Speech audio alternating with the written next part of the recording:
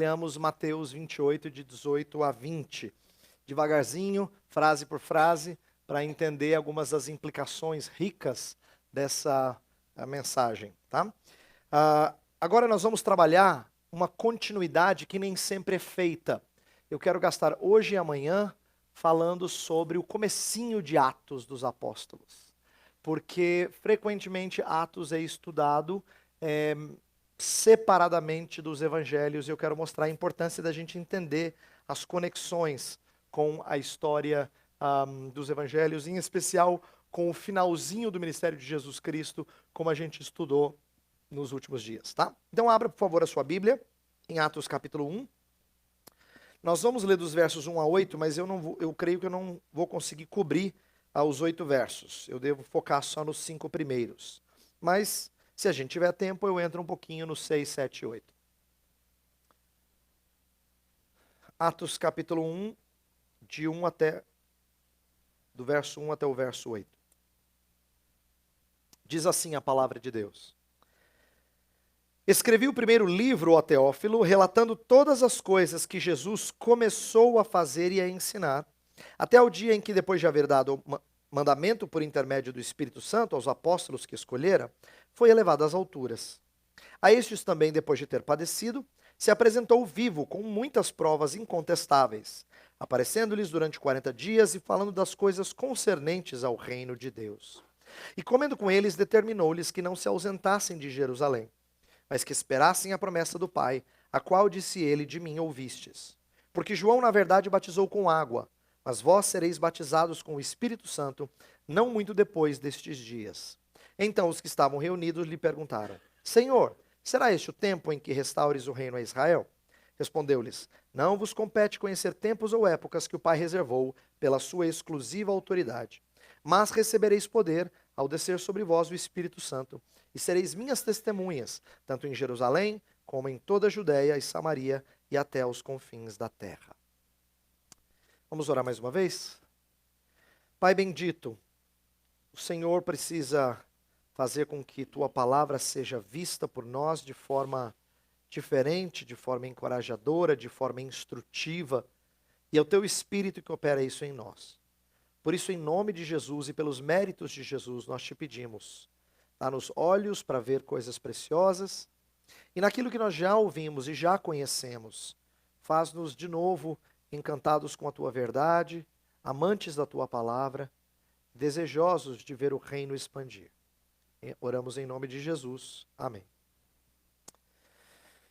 Ok, então nós vimos Mateus 28 e vamos continuar falando de grande comissão, de missões, mas agora eu quero conectar com o início da igreja neotestamentária, destacando duas coisas, inicialmente. O Espírito aparece de forma bem proeminente na missão da igreja de testemunhar. Então a gente vai continuar falando sobre testemunho, sobre fazer discípulos e fazer isso mediante o testemunho, mas agora com o poder do Espírito explicitado. Tá? O poder do Espírito está sendo agora explicitado para capacitá-los a essa tarefa. E a segunda coisa que eu começo destacando é que Cristo vai demonstrar a sua provisão de forma mais abundante.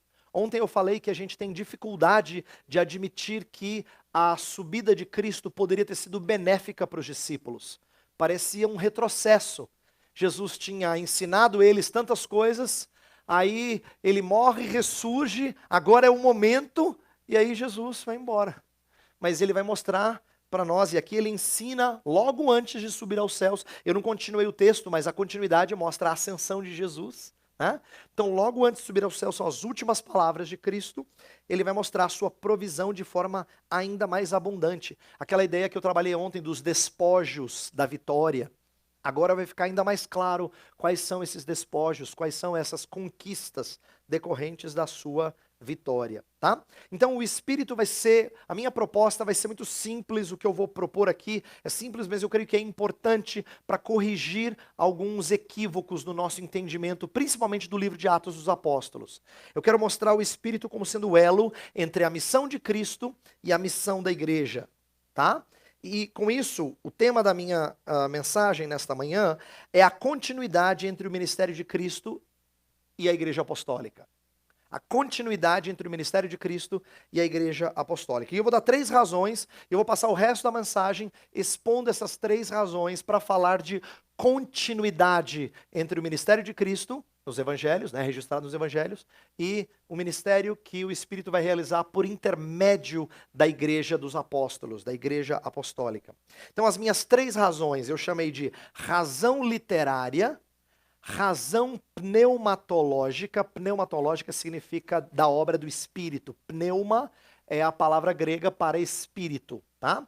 Então, uma razão literária, vou dar uma razão pneumatológica e uma razão eclesiológica, isto é, uma razão ligada à igreja.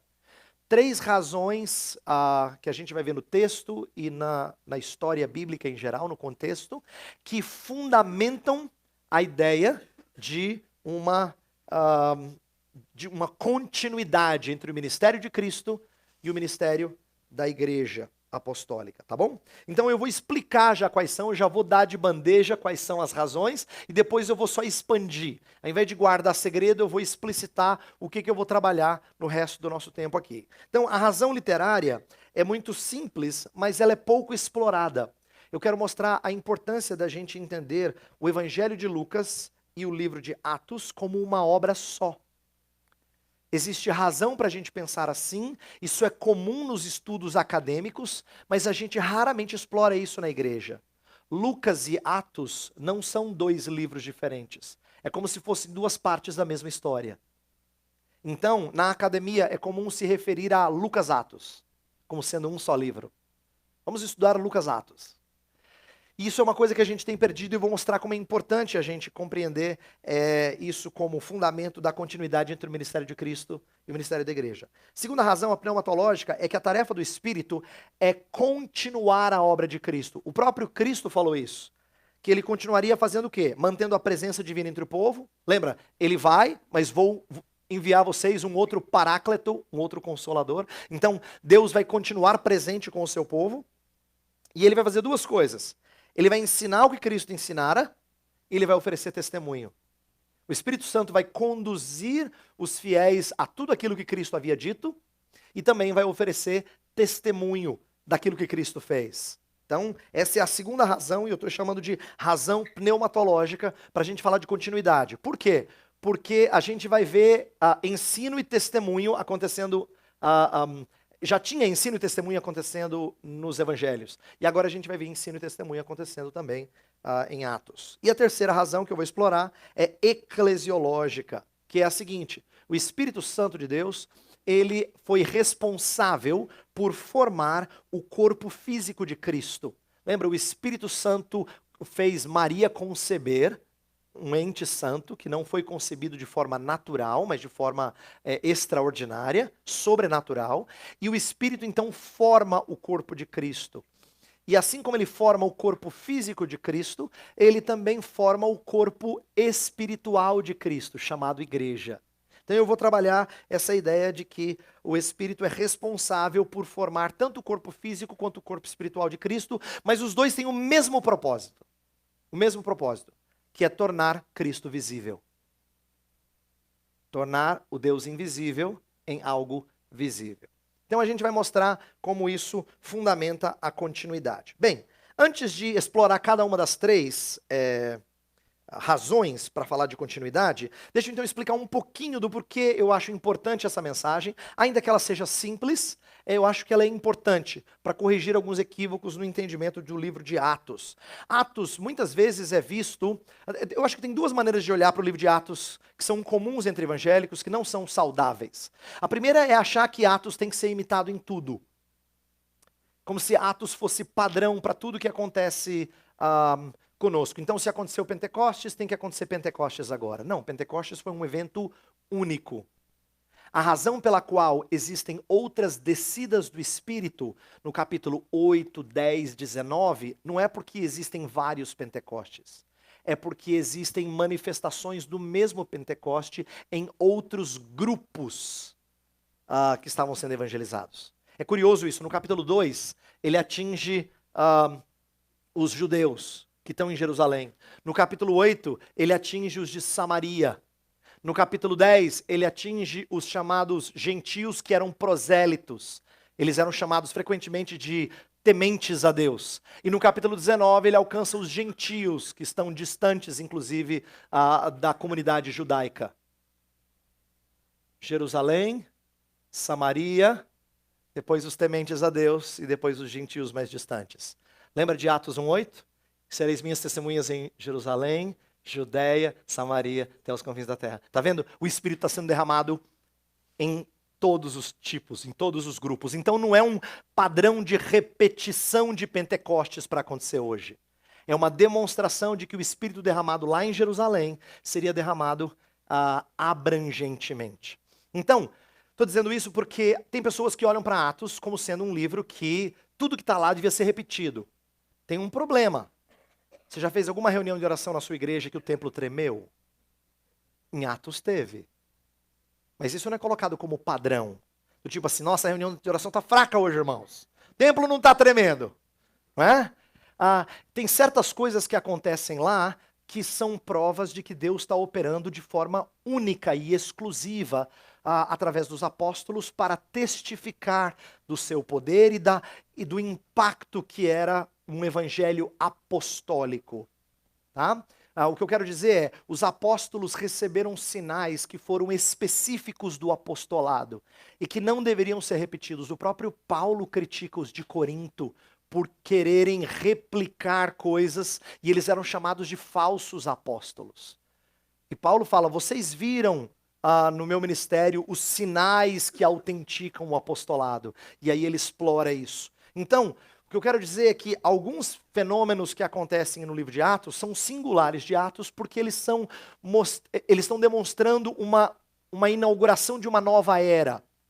Seria a mesma coisa que a gente dissesse assim, nossa, Jesus morrer na cruz é uma coisa linda, né? A gente devia repetir isso para a gente ser edificado. Não. A cruz não se repete.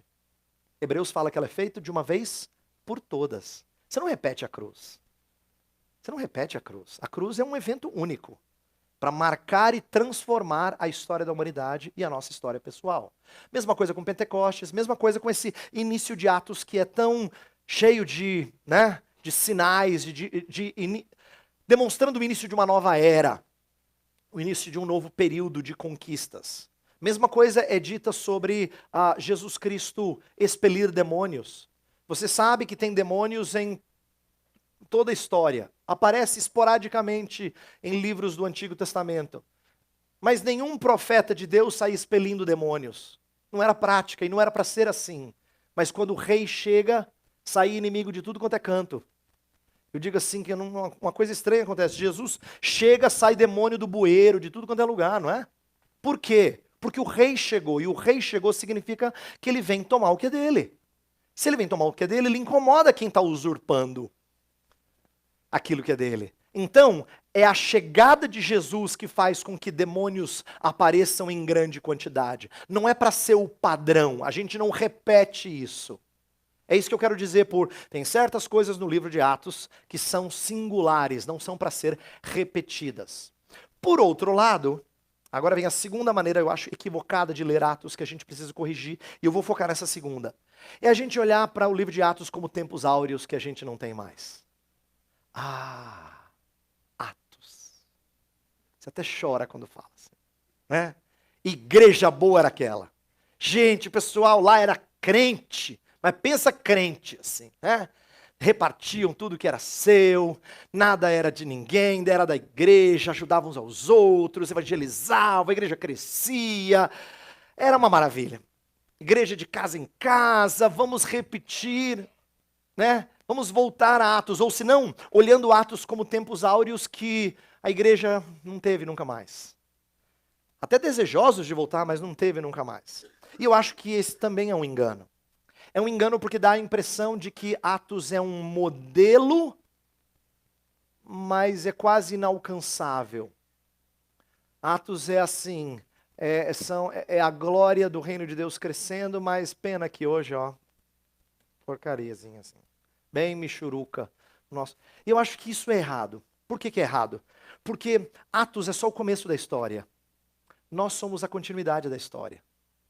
Atos não é assim uma história à parte da nossa história. É a história da igreja. E nós somos a igreja. Então, o que eu quero enfatizar é que se Atos for colocado num patamar demasiadamente alto e impossível de ser alcançado, quase, né, na prática pelo menos, impossível de ser alcançado, a gente vai perder o elemento de continuidade entre o que Cristo realizou antes e depois da sua ascensão. O que eu quero mostrar é que aquilo que Cristo fez antes de subir aos céus não é diferente daquilo que ele fez depois de subir aos céus. Na verdade, é uma ligação, uma continuidade. E não é só lá atrás que existe uma continuidade. Existe uma continuidade nos 2000 anos que se seguem. Tá? Existe uma continuidade realizada há 2000 anos e nossa missão hoje também. Então, eu já falei que existem algumas coisas em Atos que são singulares, coisas que não são prescritivas, são apenas descritivas de um fenômeno distinto, mas eu quero enfatizar aqui a questão da continuidade. Eu creio que isso é importante para a gente aprender como a história da igreja iniciada lá é a continuidade da história do ministério de Jesus Cristo, e nós hoje somos a continuidade do ministério de Jesus Cristo. Essa é a minha ideia, e ela é muito simples, mas eu creio que ela é importante para algumas razões que eu quero demonstrar ao longo da nossa fala aqui hoje de manhã. Então, vamos para as 3 razões e eu vou explicando e aplicando à medida que a gente pondera. A primeira coisa é a seguinte: a importância de entender a razão literária para defender continuidade. A história contada por Lucas é uma história que começa no Evangelho de Lucas e continua no livro de Atos, tá? Se você olhar para Atos 1, verso 1, que a gente leu há pouco, fala assim: escrevi o primeiro livro, ó Teófilo. Ele está se referindo ao Evangelho de Lucas. Se você voltar para Lucas capítulo 1, você vai ver que esse livro é escrito para Teófilo. Bem, quem é esse Teófilo? A gente não conhece. Teófilo significa amigo de Deus, o nome significa isso. É bem provável que esse fosse um cristão, porque ele está descrevendo a obra de Cristo, mas é bem possível, e essa é uma razão que os acadêmicos têm explorado bastante, é bem possível que ele fosse um homem influente, que ele fosse um homem que conseguia, talvez, exercer uma influência favorável em defesa do cristianismo. Por que que os estudiosos pensam isso? Porque aparece em Atos várias vezes a ideia de oficiais testificando de que as acusações contra o cristianismo são infundadas. Várias vezes essa ideia. Assim, alguém acusa o cristianismo de alguma coisa e aí vem e mostra que não tinha fundamento. Aí o cristianismo é acusado de alguma coisa, aí vem alguém e mostra que não tinha fundamento. Isso aparece no capítulo 13, 16, 18, 19, 24, 28, várias vezes essa ideia aparece. Então, os estudiosos que fazem esse trabalho minucioso de entender o que o autor está fazendo ao contar essa história, eles dizem, é bem provável que Lucas tem um propósito apologético ao escrever Atos. Isto é, ele quer defender o cristianismo de acusações feitas na sociedade romana dos seus dias. E ele quer a ajuda de alguém que pode fazer essa defesa na alta cúpula, vamos dizer assim, tá? Perante autoridades. Então, é possível que esse tenha sido o propósito de Lucas. De qualquer forma, a minha ênfase principal não é nem focar nesse propósito, mas é dizer que Lucas está contando uma história só. E esses 2 volumes, muito cedo na história da igreja, deixaram de ser um livro só. É curioso isso, a gente já tem registro no 2º século de que o Evangelho de Lucas passou a ser desconectado de Atos e ser colocado junto dos outros 3 evangelhos, porque eles contavam a mesma história. Mateus, Marcos, Lucas, João. Tanto é que se eu perguntasse hoje para uma criança que vai à escola dominical, que aprende os livros da Bíblia, e eu falasse assim, quais são os evangelhos? Ela fala Mateus, Marcos, Lucas, João. Você aprendeu isso, se você está na igreja há algum tempo. Mas raramente as pessoas aprendem a falar sobre Lucas, Atos. Olha só. A gente está na igreja há tanto tempo, e a gente nunca ouve falar de Lucas, Atos, como sendo um livro só. Mas eles são. Escrevi o primeiro livro, ó Teófilo. Era muito comum os livros, às vezes, serem divididos em rolos por causa do tamanho deles. O Evangelho de Lucas é bem grande, é o maior dos 4 evangelhos. Então, talvez essa história tivesse que ser contada em partes, tanto por conta de ter um segundo momento após a subida de Jesus Cristo, mas também por causa de tamanho, por causa dos rolos. Então, se a gente resgatar a ideia de que Lucas e Atos são a mesma história, eu creio que a gente pode tirar algumas lições. Mas antes de tirar as lições, vá para Lucas capítulo 24, por favor. Lucas 24. Você vai ver que a maneira como Lucas está narrando o finalzinho, que é o último capítulo de Lucas, é bem parecido com o início de Atos. Olha só. No Lucas 24, a partir do versículo 36, Jesus aparece aos discípulos, eles têm receio, será que esse é Jesus mesmo? Aí o que acontece no versículo 42? Fala, então lhe apresentaram um pedaço de peixe assado, porque ele diz assim, tendes alguma coisa que comer? Para mostrar que ele era de carne e osso, era corpo de verdade, não era um fantasma. Aí ele perguntou, vocês têm alguma coisa para comer? E aí deram para ele um pedaço de peixe assado, e ele comeu na presença deles. Veja, curiosamente, a ideia de comer aparece lá no texto que a gente leu. Diz que ele teve uma refeição com eles, comeu com eles. Lucas está fazendo conexão entre esse momento e Atos 1, versículo 4. Depois, olha o versículo 48. Ele fala assim, vós sois testemunhas destas coisas. Vós sois testemunhas, ele está fazendo conexão com a ideia de que recebereis poder ao descer sobre vós o Espírito Santo, sereis minhas testemunhas. Atos 1:8, que a gente leu agora há pouco. Ele está conectando a ideia de ser testemunha com ser testemunha lá em Atos. E no versículo 49, eis que envio sobre vós a promessa de meu Pai. Permanecei, pois, na cidade, até que do alto sejais revestidos de poder. A mesma coisa aparece lá em Atos. Ele explicou que aguardassem em Jerusalém até que chegasse a promessa. A mesma coisa que ele diz em Lucas 24, ele revisa. É como se fossem 2 capítulos da mesma série, né? O finalzinho do capítulo anterior da série, ele revisa no começo de Lucas capítulo 1, tá? Ele continua fazendo isso. Olha só o versículo 49 de novo. Eis que envio sobre vós a promessa de meu Pai, permanecei, pois, na cidade, até que do alto sejais revestidos de poder, mas recebereis poder ao descer sobre vós. Tá vendo como tem vários elementos? Tem mais, eu paro por aqui. Mas tem mais elementos do finalzinho de Lucas que aparecem no começo de Atos. Então, Lucas está fazendo de propósito essa conexão, para a gente entender que se trata de uma só história. Tudo bem, com 2 capítulos, ou com duas partes, mas é uma história só. O que isso significa, então, para o nosso propósito? Vamos lá. Volta para Atos, capítulo 1.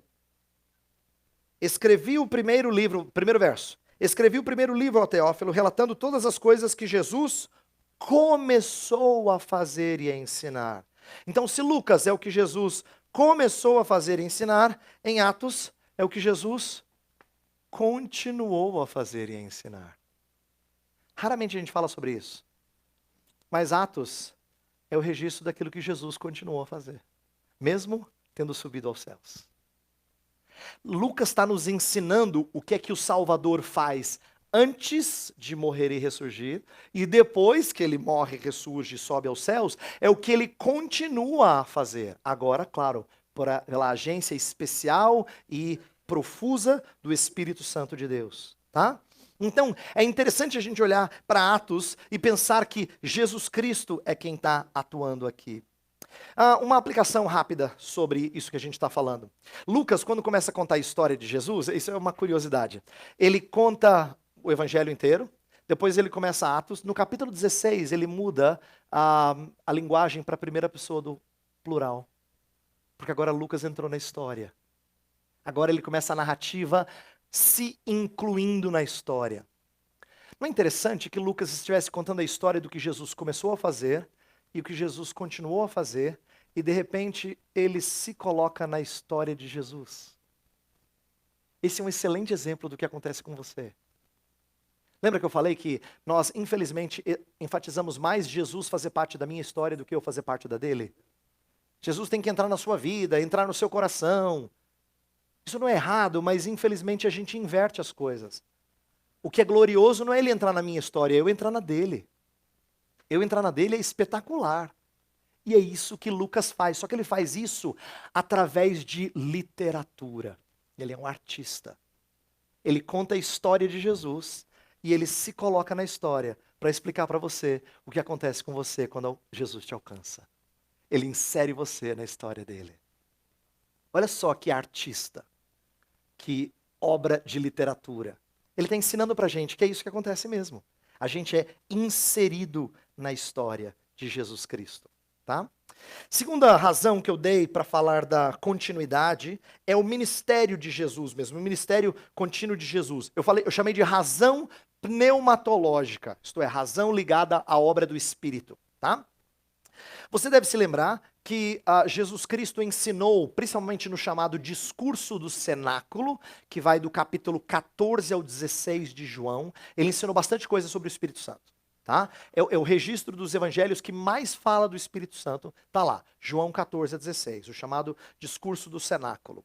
E algumas coisas que Jesus ensinou era que o Espírito Santo iria encorajar e ensinar. Na verdade, foi isso que o próprio Jesus fez antes de subir aos céus, encorajar e ensinar. Eu mostro isso no nosso texto. Olha de novo para Atos capítulo 1. Como é que ele encorajou? Olha o versículo 3. A estes também, depois de ter padecido, se apresentou vivo com muitas provas incontestáveis, aparecendo-lhes durante 40 dias e falando das coisas concernentes ao reino de Deus. Veja, provas incontestáveis de estar vivo era a forma dele encorajar os discípulos. Lembra? Você consegue conceber como é que eles estavam abatidos, como é que eles precisavam de encorajamento. E Jesus está fazendo o quê? Está primeiro mostrando que ele não havia sido vencido pela morte. Ele estava vivo. Segunda coisa, além de encorajar, Jesus Cristo está ensinando. Versículo 3 fala, falando das coisas concernentes ao reino de Deus. Né? Essa ideia de falar coisas concernentes ao reino é ensino. Versículo 2, até o dia em que, depois de haver dado mandamentos por intermédio do Espírito Santo, a gente falou de alguns mandamentos essa semana, fazei discípulos.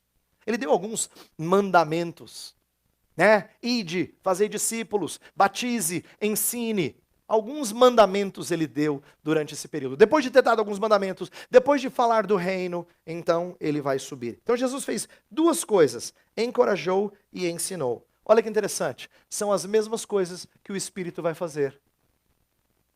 Quando Jesus fala do Espírito que viria, ele chama o Espírito de um outro consolador. A primeira coisa que o Espírito faz é consolar, confortar, encorajar.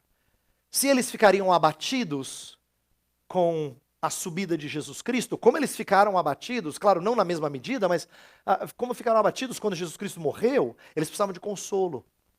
Então, o Espírito vem ser o outro consolador. Se Jesus foi o primeiro paráclito, o Espírito vai ser o segundo paráclito, o segundo consolador. Mas o Espírito também ensinou. Abre em João capítulo 16. Por favor, João 16. Vamos ver os versos 13 e 14. Olha o ministério de ensino do Espírito, muito claro, explicado aí aos apóstolos. João 16, versos 13 e 14, diz assim: quando vier, porém, o Espírito da verdade, ele vos guiará a toda a verdade, porque não falará por si mesmo, mas dirá tudo o que tiver ouvido e vos anunciará as coisas que hão de vir. Ele me glorificará, porque há de receber do que é meu e vou-lo há de anunciar. Olha a continuidade, o Espírito não vem fazer um negócio novo. Quando as igrejas carismáticas se empolgam com o Espírito, falando, irmãos, Jesus Cristo veio, agora é a era do Espírito. Eles estão falando como se fosse uma coisa diferente. Não tem nada de diferente. Inclusive, a tal da era do Espírito, o Espírito não tinha que aparecer nunca. Porque ele vai falar tudo o que eu vos ensinei. Inclusive, um autor muito sabiamente falou que o Espírito é semelhante a um holofote. Tudo que ele faz é apontar para Cristo.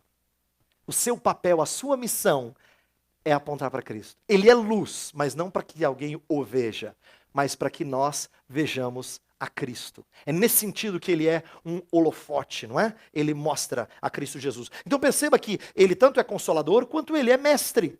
O Espírito é mestre. Ele vai anunciar tudo aquilo que ele recebeu de mim. Ele vai guiar vocês a toda a verdade. Ele vai anunciar as coisas que hão de vir. E vai dizer tudo aquilo que ele ouviu de mim também. Então, perceba que o Espírito Santo seria aquele que daria a eles entendimento até mais claro do que tiveram quando estavam com Jesus. Você lembra os momentos, eu mencionei isso brevemente no início da semana, você lembra os momentos em que Jesus ensinava alguma coisa e os discípulos não pegavam? Né? Ele chega indicando assim, Senhor, explica-nos aquela parábola. Jesus, aqui de cantinho, aqui, ó. O que o senhor quis dizer? Né? Isso aconteceu algumas vezes. Aí você vê depois esses discípulos escrevendo cartas, explicando coisas profundas. Como é que eles saíram daquela burrice para um momento de entendimento? Não é? Foi o Espírito Santo de Deus. O Espírito Santo de Deus, que os guiou a toda a verdade. Que lhes fez entender o que Jesus tinha ensinado. Então, o Espírito Santo não vem fazer outra coisa. O Espírito Santo vem fazer aquilo que Jesus já tinha feito. Então perceba que o versículo 14 que eu li fala assim, ele há de receber do que é meu e vou-lo há de anunciar. Ele recebe de Cristo e anuncia o que recebe de Cristo. É nesse sentido que Atos é não só uma obra do Espírito Santo, mas é uma obra de Cristo. Por quê? Lembra que a gente aprendeu que Jesus Cristo é quem edifica a igreja? Ele fala assim, eu edificarei a minha igreja e as portas do inferno não prevalecerão contra ela. Lembra, né? Esse é um texto conhecido. Pois bem, vá para Atos dos Apóstolos. Vamos olhar alguns versos diferentes. Atos 6, verso 7. Atos 6, verso 7. Crescia a palavra de Deus e em Jerusalém se multiplicava o número dos discípulos. Também muitíssimos sacerdotes obedeciam à fé. Capítulo 9, versículo 31. A igreja, na verdade, tinha paz por toda a Judéia, Galiléia e Samaria, edificando-se e caminhando no temor do Senhor, e no conforto do Espírito Santo crescia em número. 12, 24. Entretanto, a palavra do Senhor crescia e se multiplicava. 16, versículo 5. Assim as igrejas eram fortalecidas na fé e de dia a dia aumentavam em número. Esse crescimento, tem outros versos, eu vou parar por aqui. Esse crescimento às vezes é descrito como o crescimento da palavra. Bem, quem é que é a palavra? Jesus. O crescimento da palavra, é lógico, tem a ver com o entendimento desse livro. Mas há uma conexão entre a obra de Jesus Cristo, que fazia a igreja, edificaria a igreja, e o crescimento da igreja em Atos. Tem uma outra coisa também que raramente é percebida, pelo menos eu não vejo com frequência essa referência. Se você voltar para Atos capítulo 1, você deve se lembrar, a partir do versículo 15, nós não vamos ler essa passagem, que eles vão escolher um substituto de Judas. Você lembra dessa história? Judas traiu a Jesus, se mata, né, de remorso, e aí agora eles vão escolher um substituto de Judas. E aí quando eles escolhem, eles chegam a 2 candidatos. Lembra? Olha lá em Atos 1, a partir do versículo 15, fala que o primeiro candidato era chamado de José, e ele tinha que qualificativos? Vamos lá, versículo 23. Então propuseram 2. José, chamado Barsabás, cognominado Justo, e Matias. 2 candidatos. José, cujo sobrenome era Barsabás, cognominado Justo, e Matias. E aí eles oram ao Senhor e lançam sortes. Por que eles fazem isso? Não é porque eles eram místicos, no sentido negativo da palavra. Lançar o tarô, sei lá o que foi, não é isso. Eles lançaram sortes, presta atenção, porque quem é que escolheu todos os apóstolos? Jesus. E mais uma vez, Jesus escolheria o próximo apóstolo. E sabe o que é curioso? Por que a Bíblia me ajuda a crer que é isso que aconteceu? Porque eles propuseram 2 nomes. José, cujo apelido era Justo, dá para perceber a fama desse cara. Pessoal, temos dois candidatos. Temos José, da família tal, Barsabás, denominado Barsabás. E ele, todo mundo sabe que ele é um homem justo. E tem também o Matias, gente. Deu para entender? Você entendeu a descrição? Né? Tem José, pessoal, um homem de Deus, assim, um homem justo. Ele recebe qualificativos. De Matias não é dito nada. E a sorte cai sobre quem? Sobre o improvável. Jesus escolhe zelote, pescador, coletor de impostos, só porcaria. Mas só. De vez em quando sai um assim, fariseuzinho que estudou um pouquinho mais. Mas é raro. Normalmente é só pé rapado. Né? É só gente complicada. Não é curioso que o texto mostra como é que os apóstolos viam os dois candidatos e as sortes não caíram sobre aquele que recebe os elogios? Não é curioso isso? José, cognominado justo, e Matias, e caiu sobre Matias. Essa é uma evidência de que Jesus Cristo está escolhendo o menos provável, sem os títulos laudatórios, né, que louvavam, no caso, José. Então, eu estou mostrando a vocês que quem está fazendo isso é Cristo. Cristo está fazendo a igreja crescer, Cristo está escolhendo as suas figuras oficiais, e Cristo também está curando e expelindo demônios. Por exemplo, quando Pedro cura lá na porta do templo, ele diz que é Jesus Cristo quem curou. Em Atos 16, quando Paulo expele demônios, é Cristo quem expeliu demônios. Então, o que eu estou tentando mostrar é que quando Lucas conta a história, não é assim, Jesus Cristo está lá em cima olhando para ver se vocês estão fazendo igreja direitinho. Não é assim Jesus Cristo lá em cima falando assim, vai igreja, torcendo. Jesus Cristo não está lá em cima inativo. Na verdade, Atos é a continuidade do que Cristo está fazendo. É Cristo continuando a operar. É Cristo continuando a trabalhar. E como isso é importante, a gente entender a continuidade da obra de Cristo. Por quê? Porque aí, repito uma coisa que eu já disse durante a semana, a nossa missão não é entendida à parte da missão de Cristo. Não é assim, cara, Jesus Cristo fez tantas coisas por nós, olha que coisa linda. Agora vamos lá, né, pessoal? Agora é a nossa vez de arregaçar as mangas e trabalhar para Jesus. Como se Jesus tivesse feito a parte dele e agora é a nossa. Agora a gente vai fazer. Não é? Eu disse isso várias vezes, eu estou repetindo porque às vezes a gente raciocina assim. Você prega dizendo que Deus fez, agora é você que tem que fazer por Ele. Mas na verdade, nós somos encorajados e instruídos para continuar a missão de Cristo. Tá? Para quem se achava totalmente despreparado para realizar a missão, e os discípulos se achavam, até porque pouco antes de Jesus Cristo morrer e ressurgir, Pedro tinha negado Jesus, não parecia muito preparado para fazer a missão, concorda? Não estava bem preparado assim, não se achava preparado, mas se mostrou despreparado. Aí Jesus Cristo morre, ressurge, aparece a ele, conversa com ele e diz, estou subindo. Daqui a pouco vocês vão receber o Espírito, aí você começa a missão. Não parece muito preparado, mas como é encorajador saber que Cristo estava continuando a sua obra. Ele não estava subindo para ir embora, como se ele tivesse desconectado disso. Era ele que ia continuar a missão pela agência do Espírito Santo. Então é importante, é encorajador saber que Cristo estava continuando. E os discípulos entenderam isso. Quando Pedro cura e fala que foi pelo nome de Jesus, ele entendeu que é Jesus que está fazendo. Quando Paulo expele demônios e diz que foi pelo poder de Jesus, ele entendeu que é Jesus quem estava fazendo. Eles entenderam isso. Eles entenderam a continuidade da obra de Cristo, mesmo assunto aos céus.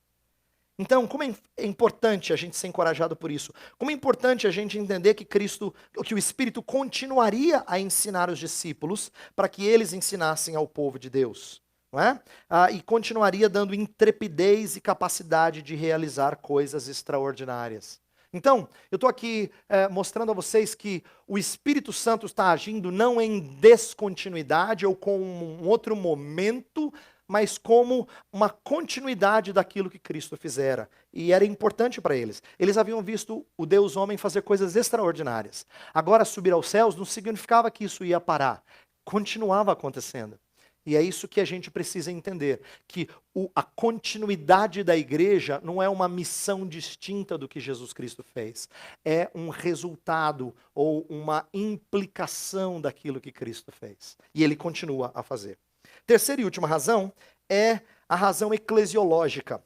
Eu disse assim que o Espírito Santo, ele formou o corpo de Jesus. Deixa eu lembrar de algumas histórias dos evangelhos para conectar com o livro de Atos. Jesus, ele foi ungido com o Espírito. Lembra que teve uma vez que ele leu o rolo de Isaías e que falava assim, que o Messias seria ungido com o Espírito Santo e faria coisas extraordinárias, como os cegos veriam, os surdos ouviriam, o aleijado andaria, os cativos seriam libertos. E aí ele fala assim, hoje se cumpriu as Escrituras. Ele estava se referindo a ele mesmo. Né? Então Jesus Cristo fora ungido com o Espírito Santo para a sua missão. Curiosamente, a mesma coisa acontece no livro de Atos. Eles são ungidos com o Espírito para a sua missão, para realizar feitos extraordinários. Abrem Atos 10, 38. Atos 10, 38 fala de uma capacitação dada pelo Espírito. 10, 38. Como Deus ungiu a Jesus de Nazaré com o Espírito Santo e com poder, o qual andou por toda parte fazendo bem e curando a todos os oprimidos do diabo, porque Deus era com ele. Olha a ideia de que ele foi ungido com o Espírito e com o poder. E nós somos testemunhas de tudo que ele fez na terra dos judeus e em Jerusalém, ao qual também tiraram a vida, pendurando no madeiro. E quando Pedro está dizendo essas coisas na casa de Barnabé, o Espírito desce. E coisas extraordinárias acontecem. Em outras palavras, Cristo está continuando a fazer. E eles também receberam o Espírito. Você percebe a conexão? Eles receberam Espírito e poder, e Jesus fez coisas extraordinárias. Aí depois que ele termina de falar, o Espírito desce sobre a casa de Cornélio. Ungir com poder, mas recebereis sobre vós o Espírito Santo. Né? Recebereis poder ao descer sobre vós o Espírito Santo. Então, a promessa de Atos 1:8 que a gente leu no começo, está acontecendo aqui na casa de Cornélio. Só que Pedro está pregando sobre Jesus e falando que Jesus foi ungido, e de repente, pá, eles são ungidos também com o mesmo Espírito. A ideia de que Cristo estava formando a sua igreja. Essa promessa também é estendida aos que estão em Cristo.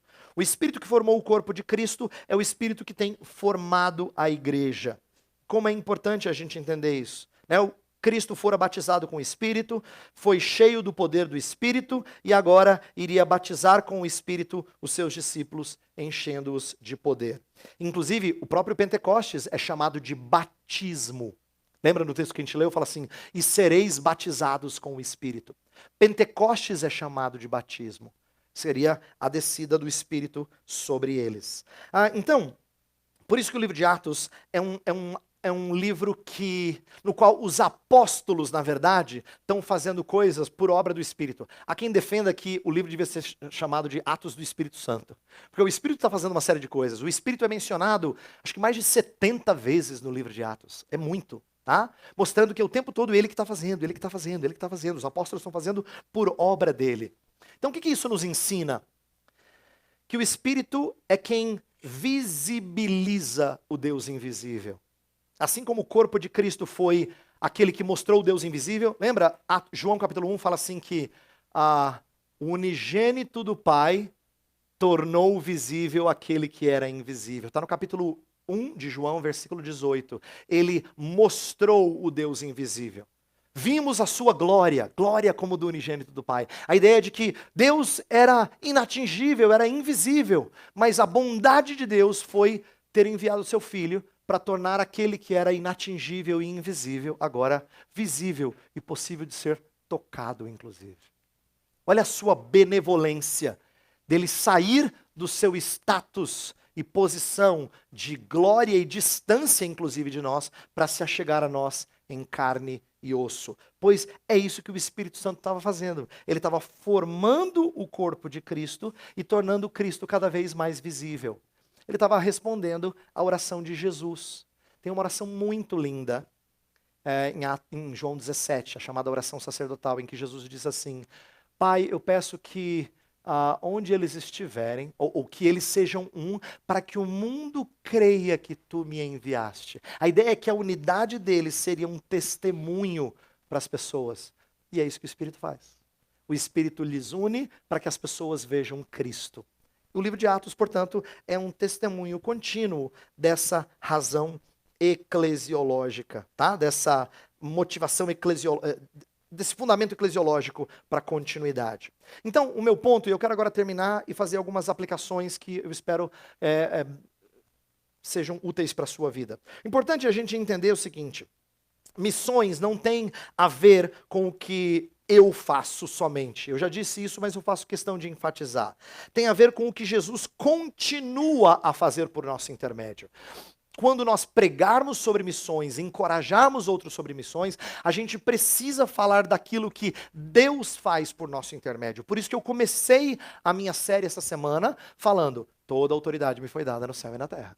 E eu não falei de mais nada naquele dia, para mostrar que começa com Cristo. Ontem eu terminei o texto de Mateus 28 dizendo: e eis que estou convosco todos os dias até a consumação dos séculos. Porque tem a ver com o que Cristo faz. O livro de Atos é a explicação de que ele continuou com eles todos os dias. É a prova de que Jesus continuou com eles todos os dias. E não acabou em Atos. Por isso que eu não quero que você olhe para Atos com saudade. É sério o que eu estou falando agora. Eu não quero que você olhe para Atos com saudade. Atos. E olhe para a sua igreja e fala: não faça isso. Eu acho que você tem tido a percepção equivocada. Atos é para encorajar você. Atos é para você entender o que Jesus continua a fazer por intermédio da sua igreja. Atos não é um padrão quase que inatingível. Atos é a evidência de que Jesus Cristo continua a fazer coisas extraordinárias.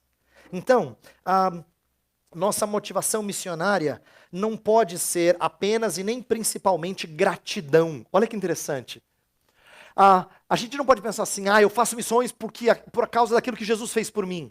Tem que ser primordialmente por causa daquilo que Jesus fez em termos de vitória. Isto é, a nossa motivação não é tanto gratidão quanto triunfo. Eu não estou dizendo que gratidão seja errada. Eu só estou dizendo que gratidão parece não ser suficiente. Porque Jesus já fez, acabou, agora que fazes tu por mim. Mas é mais do que isso. É Jesus continuando a vencer, continuando a mostrar o seu triunfo. Nós somos arregimentados para uma batalha vitoriosa. Quem gosta de esporte sabe que é uma delícia jogar em time que joga bem. Já pensou Cristo te arregimentar para jogar no time que vai vencer? Entendeu? É uma delícia jogar com quem joga bem. Né? Tem que ter paciência para jogar com quem joga mal. E isso explica pra gente que quando Cristo nos arregimenta, parece que a gente vai jogar num time horroroso, porque você olha para o lado e fala: meu Senhor, olha para o outro lado e fala: é isso aí que eu vou, esse é o meu time. Você não entendeu, você não elevou os olhos para os céus. Você esqueceu quem está orquestrando essa vitória. Você esqueceu quem continua a fazer todas as coisas. Você dá uma olhada ao redor e você fala assim: timeco. Mas, na verdade, você não entendeu quem é que conduz a sua igreja em triunfo. Por isso que eu quero motivar você a entender o que ele começou a fazer, e nós falamos disso durante a semana, mas agora o que ele continua a fazer. E Atos é a história do que ele continua a fazer, e ele continua a fazer ainda hoje. 3 aplicações e eu encerro. A primeira, eu já falei antes, em outros momentos da nossa série, mas eu vou repetir aqui com palavras. Eu tenho, então, as minhas aplicações, elas têm palavras-chave. A primeira palavra-chave é pertencimento. Como é gostoso a gente pertencer a alguma coisa que a gente acredita. Inclusive, sabe que hoje em dia, uma das coisas que mais fazem sentido no coração das pessoas, mesmo incrédulas, é quando elas têm um senso de identidade que faz-lhes pertencer a alguma causa.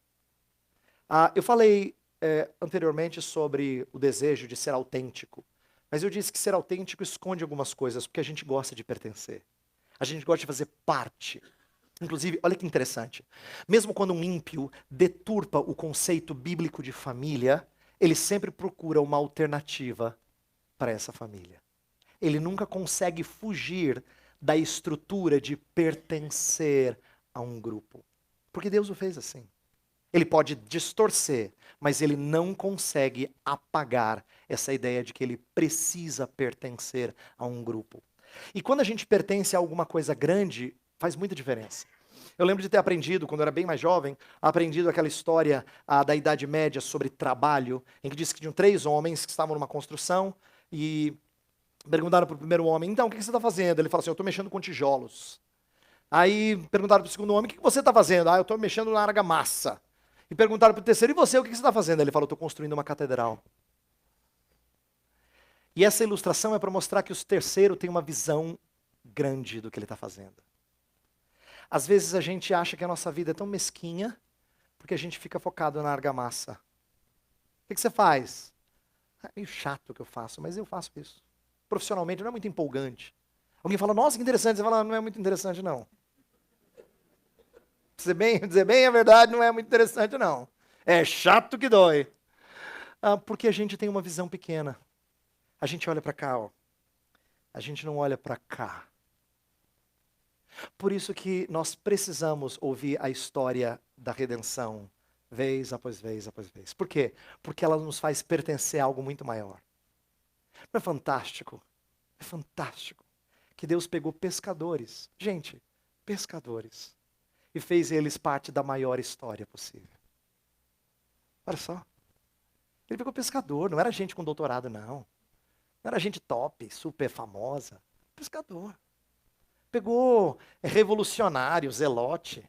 Pegou cobrador de impostos. Cobrador de impostos, gente. Cobrador de impostos era assim, para o judeu apedrejar, ele sentia ódio. Pois pega o tal do Mateus e bota lá no meio dos discípulos. Fazer parte de uma história. É isso que eu quero que você entenda. Todas as vezes que a gente lembra do nosso passado, e aqueles de vocês que foram convertidos na vida adulta sabem muito bem do que eu estou falando. Eu vou, sem medo de te ofender, eu vou dizer com todas as letras, sua vida era podre. Podre. Podre. E pensar que Deus te coloca no time dele. Ele te coloca como parte de uma linda história. Que coisa fantástica. Esse senso de pertencimento é importantíssimo. Ele faz a dona de casa parecer que pertence a algo muito maior do que mero trabalho caseiro. Faz com que a secretária se sinta importante muito mais do que o CEO da empresa. Faz com que pessoas pequenas se sintam parte de algo que vale a pena. Deus faz isso no Evangelho. Ele faz a gente pertencer. Pertencimento é muito importante. E eu quero que você entenda que Jesus continua a fazer grande obra e você pertence a essa obra. Segunda coisa que eu acho importante dessa história é o senso de desprendimento. Então, se a primeira palavra é pertencimento, palavra-chave, a segunda é desprendimento. Com isso eu quero dizer que quando a gente é tentado a achar que o nosso serviço é imprescindível na igreja, você fala assim, ó, a igreja lá é meio fraca, se eu sair eu não sei o que vai acontecer. Quando a gente pensa assim, já não está bom. Você já está se achando o cara. Imprescindível. Não é bom. Quando a gente é tentado a achar que o nosso papel é imprescindível, a gente é saudavelmente humilhado ao lembrar que a missão é de Cristo. E nós somos meros anunciadores dela. Você acha assim, a igreja vai minguar, não tem jeito. Aí Cristo vai lá e levanta. Porque é Ele. Inclusive esse senso de se achar insubstituível é enganosamente orgulhoso. Eu falo enganosamente porque parece piedoso, sabe? Eu estou aqui porque eu tenho que servir, porque se eu não fizer, quem vai fazer? Olha só, parece crente, né? Não é não. É soberbo. Muito soberbo. Não é? Porque dá a impressão que só você dá conta. Só você faz. Então é enganoso, não parece soberbo. Você está fazendo pela obra. Olha que crente. Estou fazendo pela obra, irmão. Né? Estou fazendo pela obra. Eu estou aqui porque se eu não fizer, a obra não vai. Vai, querido. Vai. Porque ele até fará as pedras clamar se você não falar. Não é? Eu quero que você então entenda a importância de destacar que a missão de Cristo continua. Se a gente entender que a nossa missão está subordinada à missão dele, isto é, aquilo que ele faz ao edificar a igreja, e nós somos meros anunciadores da sua vitória, então você fica menos imprescindível, entendeu? Isso é bom, a gente precisa desse desprendimento. Quando a gente se acha importante demais na igreja, tem algo que não está certo. Não está certo. O evangelho de Jesus sempre humilha a gente. Saudavelmente, mas humilha. Acaba, amassa a gente. Para mostrar que a gente não é imprescindível. Então, se você for lembrado que a missão é de Cristo, você vai ter nutrido desprendimento. Isso é bom. Terceira e última aplicação, vou terminar com essa palavra. E essa palavra eu sei é ruim, mas eu fiz questão de usá-la. Você vai dizer, pastor, estava boa a mensagem, eu tinha que usar essa palavra, mas eu vou fazer questão de usá-la para te explicar que ela ganha um sentido totalmente diferente. Eu quero falar de empoderamento. Aí você fala, pronto, pastor, não é? Eu sei que empoderar, hoje em dia, tem levantado uma série de causas ruins. É a mulher que agora tem a vez dela e pode fazer tudo aquilo que o homem faz e muito mais, e não precisa de homem nenhum neste mundo. É empoderadas.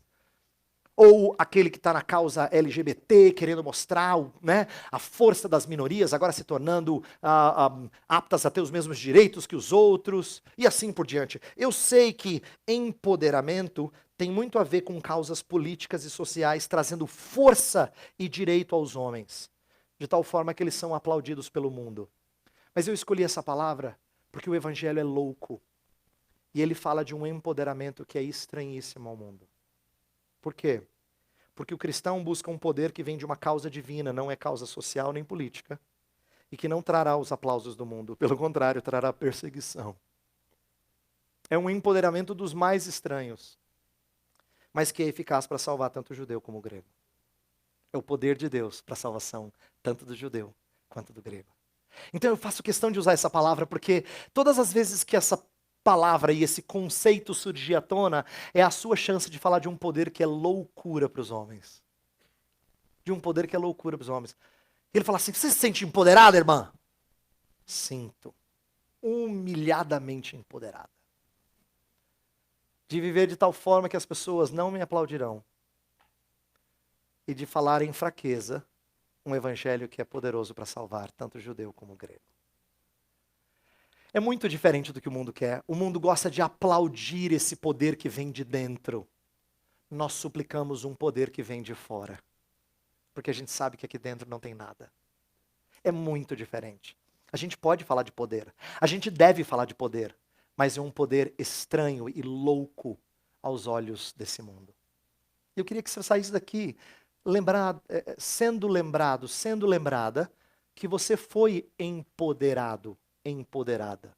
Não do jeito que o mundo fala. Desse jeito aqui, ó. Que parece tão singelo, mas que Deus é capaz de fazer grandes coisas. Lembra do apóstolo Pedro? O mesmo cara que tinha traído a Jesus. Dias antes, se apresenta no Sinédrio e fala cheio do Espírito, ao ponto das pessoas falando assim, mas esse homem iletrado fala com tanta ousadia? Um homem iletrado não deveria falar com tanta ousadia naquela cultura, naqueles dias. E não é porque ele é empoderado por causa de uma causa social. É porque ele tem Cristo. Cristo é a sua causa. Então, guarde isso. Quando você olhar para aquela pessoa humilde, aquela pessoa singela, de fala mansa, lembre-se que ela não é fraca. Ela é empoderada. Biblicamente empoderada. Ela pode parecer fraca, mas o poder de Deus se aperfeiçoa na fraqueza. Vamos orar. Senhor, nós ouvimos acerca da história que Jesus não só começou, mas continuou. E essa história sempre é muito bonita para nós, mas às vezes parece tão distante de nós. Isso não é verdade, Senhor. Nós fazemos parte dessa história. Cristo continua atuando. Sua vitória continua triunfando. Ele continua tomando pessoas e arrancando elas das trevas e trazendo-as para a luz. O Pai continua transportando para o reino do Filho do seu amor. Por isso, Pai, nós te adoramos, te exaltamos o nome do teu Filho e louvamos o nome do teu Espírito, porque nós continuamos a ver essas coisas. Se o nosso coração está meio abatido, Se a gente tem se sentido desanimado com a condição de nossa igreja ou das igrejas ao nosso redor, nossa oração nessa manhã é que o Senhor mude nossos olhos para enxergar a expansão do teu reino. Faz-nos perceber como a igreja de Cristo continua a crescer. Faz-nos perceber como o Senhor usa gente tão singela e tão despreparada e tão frágil como nós. Mas que o Evangelho, para que o Evangelho alcance outras pessoas. Portanto, quando estivermos desanimados, lembra-nos que nós pertencemos a uma grande história. Quando nós nos acharmos imprescindíveis, Senhor, faz-nos lembrar que a missão é de Cristo. Faz-nos desprendidos desse senso de sermos tão importantes. E quando sentimos fracos, fortalece-nos. E lembra-nos que nós já temos o poder que vem do alto. Oramos em nome de Jesus. Amém.